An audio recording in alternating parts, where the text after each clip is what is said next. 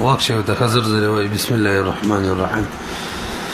باب الانجاس. من ویلو انجاس نجس جمع ده، هر هغه شی ته ویل کیږي استغفر ته و چې ته بد غني. ما قبل سره مناسبت ده تر اوسه بیان د تطهیر د نجاست حکمیو او د نجاست حقیقي د تطهیر بیان کوي. هغه قوی ځکه دا غي لګ چې دا هم معنی او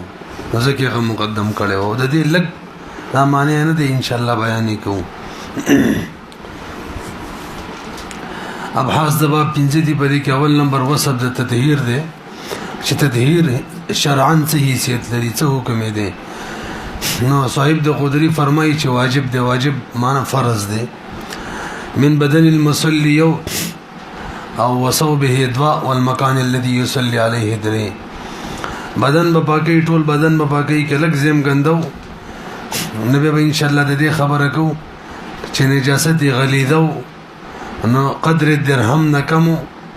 یا قدر الدرهم منځو کو شو او سره د کراهت او که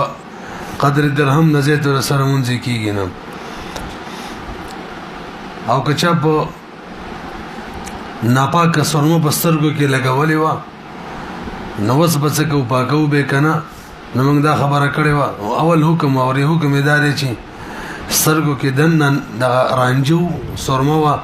نو پاکولو ته ضرورت نشته دی او کبار وروتی به پاکو. طریقې انطباق اداره چې سترګې چې کوم دن نه حصہ ده هغه د اندرونی بدن حسابيږي او د اندرونی بدن پاکول دا ضروری نه دي چې خصوصا بدن کې وینه و غیرم تاویږي راتاویږي او کوم بار وروتی نو به خارجي بدن دې پاکول ضروری دي. هجی دا شان وسو به کپڑے خبره بمراشي سمره پکې عفره سمره چنه ده او د کپڑے نه موږ راغه کپڑا مراد ده چې د مصلی د رکوع سجدي په حرکات سره کوم خوځيږي نه کوم یې سکنه خوځيږي نو هغه نه پاک کوم خیر ده ځکه هغه به لباس نه ده. ورپسې درې نمبر مکان والمکان الذي يصلي عليه. د مخکې کې یو بل مثلا ورسره وای صابون چې صابون کړه دا د کې د خنزیر وغیرہ وازګي لګیدلی خلک وي یا نجس شی پکې ملاو شوی نبی به څه حکم نورس ان شاء الله په دې دویم باس کې دا طرق تطهیر روان دی کې یو طریقه چې دا انقلاب ماهیت دی. انقلاب ماهیت سره شی پاکيږي نو په صابون کې کچري د کم حیوان وازګي لګیدلی یا نجس شي نو صابون جوړېدل په وخت کې دغه ماهیت ختم شوی دا یو نوې ماهیت راشي نو استعمال جایز دی په هر صورت. والمكان الذي يصلي عليه. نو کچا یو مکان ته ناپاک رنگ ور کړی جمعه ته ناپاک رنگ ور کړی کوم د کومونس کې غي کې ناپاک رنگ وي نو بس وی دینځي درې بری دی وینځي د سره پاکيږي او کچري ناپاک سیمټ په پرش باندې لګیدلی نو موږ ویل چې کم شه د جنس الارض نه کا سیمټ وی حتی ونه پوری په دې حکم جنس الارض نه حسابيږي نه بوچ کېدو سره پاکيږي ښا چې وڅو پاک شو کاغه بنور سره یو که بغیر انور سره او مکان نه مراد زید قدمینو دي او د سجدي لګول او د ناس سجدي دي کدینه علاوه زین نجسو به منزله نقصان نه ور کوي. دویم باس چې طرق د تطهیر دی او دا 15 دي او موږ ویلو موږ باندې بلکې نه هم زیات بیان ورستو. نو بدی کې اوله طریقه تطهیر النجاسه بالماء وبو سره بنجاست لري کو. الطريقه الاولى لازاله النجاسه الغسل وغسل له. نو غسل په دوه طریقو راځي او په وبو سره او یو بهر غشي سره چې مایع وي او طاهر وي چې هغه د نجاست ذرات د بدن یا د کپړو نه لري کوي. نو دا د امام سے مسلک دی چې بكل ما شیخینو بكل ما طاهرین سره نجاست ځای لکی یو دا قول راجح کې چې دا مفتابه رائے ده. امام محمد رحم الله سره د نور امامانو وی صرف بوبو پاکیږي بونه علاوه بل شوی نه پاکیږي. نو يجوز تطهير النجاسه بالماء وبكل ماء طاهر. هجي پټرول به حکم وي نه پټرول هم مایع هم دی طاهر هم دی په دې سره ازاله ده نجاست کیږي تطهیر وسره راځي او کم تیل چې موږ استعمالو ترکارین و غیره د پاره په دې سره به ازاله د نجاست راځي کنه راځي نو ملي چې جواب یې دی چې نه ور سره راځي دې سره ازاله د نجاست نه کیږي او وجه دا ده چې ازاله د نجاست هغه شي سره کیږي چې هغه نچول کولو سره نجاست هم لري کې خپل موزي او تیل جری دا شری چې دا نچول کولو سره خپل نه وزي دا به کې باقی پاتې کیږي نو د نجاست لګیدو سره دام نجس شوی دي او کپړو کې هم د غشن نجس پاتې شي نه دې سره ازاله د نجاست نه کیږي موبایل سکرین کې ګنده شي دغه خبر ورسته کو څنګه به پاکو خرابيږي نو خپل مرکزي کې به ورلو کو خجين ويجوز وبكل مائع طاهر يمكن ازالتها به چې ازاله په دغه مایع شي سره د نجاست ممکن وي دا قید صاحب د غذري ولګاو او په دغه تیل کوم چې موږ استعمالو وړي تیل وغیرہ د سره ازاله دا ممکن نه ځکه مویل چې نور سره کیږي یو کتاب دی د هدايه معنی مولانا لیکلي اصول هدايه په نوم باندې هدايه کې چې څومره اصول دغه به راجمع کړي نو هغه دلته یو اصل لګولې الاصل ان المائع قالع مائع شی چې وختي متوسط القلعه رافع په معنا رفع سره اقاله کې چې رفع سره قلعه لیکلي و نو مائع هر مائع شی چې د قالع د رافع د حدث ته بس ټیک دی دا اصل شوکا سبا نمبر 11 کې دي لکه سرکش ولا او د ګلاب وبشوري دا ټول چې دي دا سائل هم دي مایع هم دي او طاهر هم دي نو بده سره نجاست لري کیږي مولوی سی ورسېدلې به مخکې راځي نو دوه قاعده به ولګول قاعده اول طاهر به او قاعده ثاني يمكن ازالتها دې به خیال ساتي دویم شی چې دي چې سره تطهیر راځي نو هغه دلک دی دلک معنا ازمکه سره لګیدل را لګیدل هغه سره موزه او څوک چې د موزي په حکم کړي هغه پاکيږي صرف د غیا دوکا سبلې بوټ چپړه موزه کم چې موږ خو ته چوګرزو راګرزو په د حرج په بنا باندې او اسانتیا په خاطر باندې دي کې بس مونږ وایو چې زمکه سره نجاست د نجس شولي او به تا په کې مزل وکړو د زمکه لګیدو په وجه نجاست لري شو بس پاک شو دا دلک ویلې کی مګل نو وی واذا اصابت الخف نجاسه لها جرم ولو جرم معنا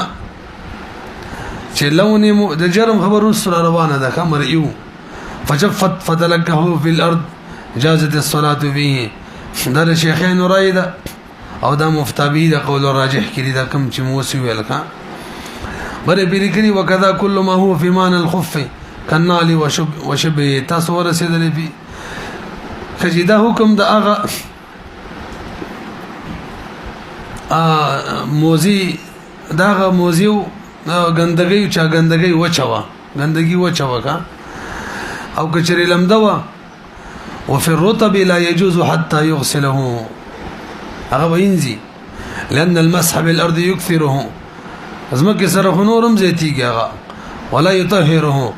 ونبي يوسف رحمه الله انه اذا مسحه بالارض حتى لم يبقى اثر النجاسه امام يوسف رحمه الله روایت دادي کلم دوی ازمک سره دومره ومګل شي چې اثر نجاست پکې ختم شي نو د عمومي بلوا په وجماني دا مر سره پاکيږي صاحب د هدايه وي هدايه عبارت وکړه عموم البلوى واطلاق ما يروى او کوم چې روایت شوی چې وزمکه سره مګلو سره پاکيږي دا مطلق د نه دی ویلي چې نجاست وچو کولندوي تاسو خبره پويږئ کنه وعليه مشايخنا انه ده هدايه صلاه کې 59 صفه ده او قول راجح کړي وقول ابو يوسف هو المفتى به امام ابو يوسف رحمه الله قول بکی مفتى به ده نو مثلا او نچول خلاصه دار وتر چې موزي صبلي یا د دې مشابه کوم اشیاء دی غي د نجاست ولګي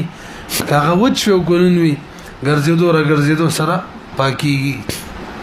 ویږي پکنه. نو دلته موزه یاد کړی ده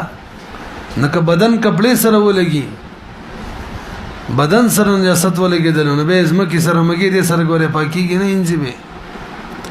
حرج هغه کې نشته موزه کېو یو مسله. دویمه کپڑے سره ولګیدو التم سره غسل له التم کار نه ورکی چې دې ازمکه به سره کوي. دو شو یو غسل شو بل دلک. او دریم نمبر فرق دی فرق مګل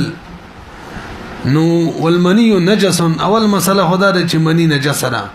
او په نجاست غلیظه سره نجاست زموږ د حناف مسلک دی ښا نجاست غلیظه رستو خبره کوي. نو د دې وینځل یجب غسل رد به چې لمدی به وینځل واجب دی ښا. او که په کپڑا باندې وا کپڑا یاد کړل ښا او وچ شولا نو به فرق هم کافی نه. دوه مسلې صاحب د درې وکړلې دی عنوان کې. یو منی نجس ده دویم کلم دوی نو وینځي به او درېمه که په کپڑا باندې وچ شي نو فرق هم کافی دی چې بس یو مګي د سره کپڑا و پاک شي. تاسو مطلب متوجه شي. دلته دیو قیدونه ولګول لغینه مسلې وروتلې. اوله مسله ده چې منی په دوه قسمه یو د سړی دی یو د خزې ده. خزې منی روزي ها حضرت لیکلي درس ترمذی کې ابن سینا رحم الله قول لیکلی چې ما باقاعده وګتل چې روزي په دې ویږي خزې مسله دار چې یو د خزې منی یو د سړی د خزې په منی کې دا قصې نشته ری به هغه بینځي هغه کې فرق مرق کار نه ور کوي. دا مسله اعتبار شو. دویمه د سړی منی چې دا به په دوه قسمه ده. یو هغه شي رأس الذکر ناپاک او منی دی وتلا او دویم دا چې پاک وتی وتلا کنا پاک وتی وتلا دا مثلا بار شولا دلته صرف غسل لزکه د بول او اثرات ځان سره راوړي دي او هغه بدلک ملک نه پاکي. دوه مسلې. دریمه مسله ده چې منی د سړی ده او کله چې وتلا شرمګا سر پاکمو نبی دوه قسم دي کپڑا مانی دا او که په بدن مانی دا. نو یو روایت دار که په بدن مانی به هر صورت وینځي به دلته دلک ملک کار نه فرق کار نه ور کوي. ورڅوم بار کړي اگر چې مفتابه راي دا چې بدن او کپړو حکم دا یو دی نو کپړو حکم چرست کوم بیان او په واپس راولو کا. دریبا سلورم نمبر به دغه د سړی منی او په کپڑا باندې لګیدلی کله چې راوتله شرمګا سر پاکمو دو صورت دي. لمدره کوي چا ده نو چې لمدی به فرق کار نه ورکه به انځي څو بار شو. پنځم نمبر ته اوس خبر را ورسېده لکه چې من کې مشهور ده چې بس په مګلو سره پاکيږي. نو دې کې دغه قیدونه دي چې د سړی وي کله چې راوتله شرمګا پاکوا او دغه شان کپڑے سره لګېدلې و او په کپڑا باندې وچ شوی و نو وسوای چې لکه پاکي فرق سره پاکيږي. هغه زمونږ متأخرین وینن سبا د خلکو منی چی دا غشنټینګ نه رقیق نه دلته وینځل پکار دي په خبرو پویګو. برحال دې کې اختلاف دی چې د بدن څه حکم دی. فاذا جف على الثوب ویل دي نو بده کې د مولانو اختلاف دی. خو اذا بالصوب لانه اذا جف على البدن نو مشایخو په اختلاف دی. خو صاحب د هدايه وي وقال مشایخنا فرق سره په کپڑا کې هم پاکيږي او په بدن کې هم پاکيږي د کپڑے په شان رسې په دې معنی مخکې راځي.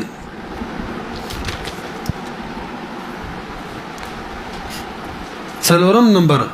مسح الثقيل. ثقيل هغه شی دی مولوی صاحب چې هغه کې مسامات نه چې نجاست په ولګي نجاست دن نه لاړ شي لکه خوې ګډ دی او دغه شان خوې وسپنه ده دغه شان شیشه ده توره ده څومره خوې شي نه دي د ټولو دا حکم دی چې کله دې سره نجاست ولګېدلو نو دا مسحک لمده کپڑا براکه نجاست هغه کم لیدل شو دې لري کو بس پاک شو وینځل نه دي ضروري. والنجاسة اذا اصابت المرآة او السيف نو به کافی ده بمسحهما ورسیدلی بھی فقی ضوابطو کی ہر ایسی چیز جس میں مسامات نہ ہو اس کو کپڑے وغیرہ سے پونچھنے سے پاک ہو جاتی ہیں کپڑے وغیرہ سے پونچھنے سے پاک ہو جاتی ہیں دھونا ضروری نہیں ہے فقی ضوابط اس رشید موبائل سکرین تا کہ بدی معنی نجاست ولګي دلونه به ندام جی مسح د ثقيل دلته بم کو کافی کیږي با نو لمده کپڑا دا پراکه کو کلمده کپڑا نه وا لم وبو ولا نقصان ورکولو د لمده کپڑے والا وبو نه به ک پټرول خام ته نقصان نه ور کوي نو کپڑا په پټرول باندې لمده کو به پراکه کو پاک بشي وای شولې په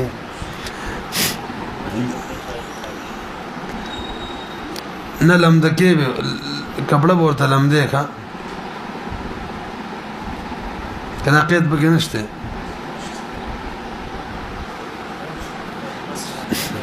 لغه مطلقاً لیکل دي خو ما شرط کتلی لمده کپڑا زدا به وګورو چې لمدواله ول ضروری دي کنه دا به دغه سړي د پاره استفتاء شي اچھا چې دا خبره وکړه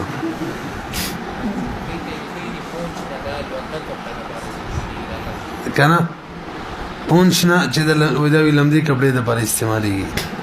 مخکې راځي پنځم نمبر جفاف الارض د زمکه وچواله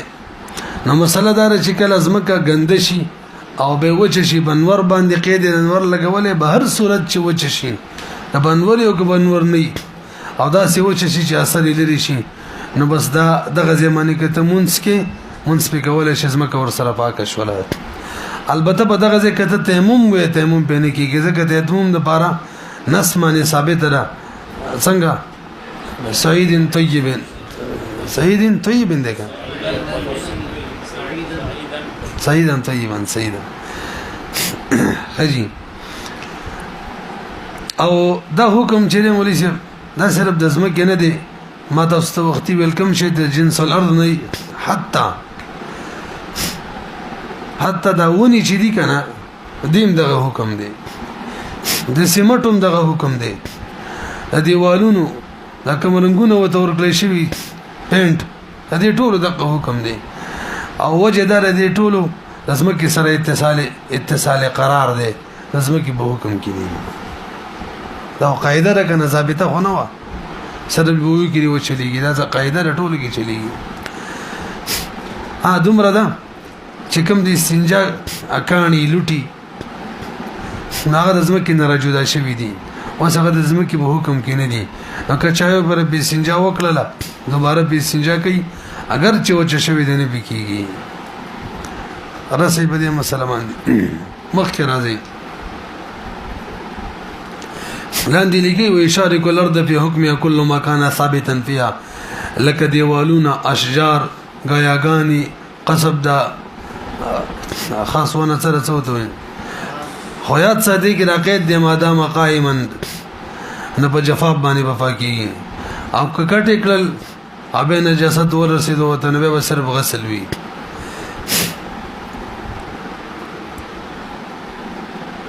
او حجر د کانی څه حکم دی کانی بارکی وای کې چری املس وی او بنه جذب کوي به وینځو او که جذب کوي نه به د کان ازمکه په حکم کړي او دلته دیو دام لیکلی چې دا کوم وړه کانی دي دام د ازمکه په حکم کړي خبر حال مفتی رشید احمد صاحب دغه شان لیکلی چې سنجا والا کم کانی ابره سنجا و شوله وشیدو سره به دوباره به سنجا نشي کولای خجدا ټول څو شو پنځه غسل دلک فرق او مسح د ثقيل او جفاف الارض نور مرسل دلان دی را کوشي دبغه د یو دره د مخ کې تیر شوی دا دبغه فقط طهاره تیر شوی کنه او نزح دا دو سبب بوکی د کوین رو باسا د کوی او د رسې او د بوکی ټولو پاکواله دي څو شو دوا دریم نمبر غسل له بیان وشو دلک د سلورم نمبر بیان وشو فرق د بنزم مسد دقی ثقيل لشفغم جفاف وشو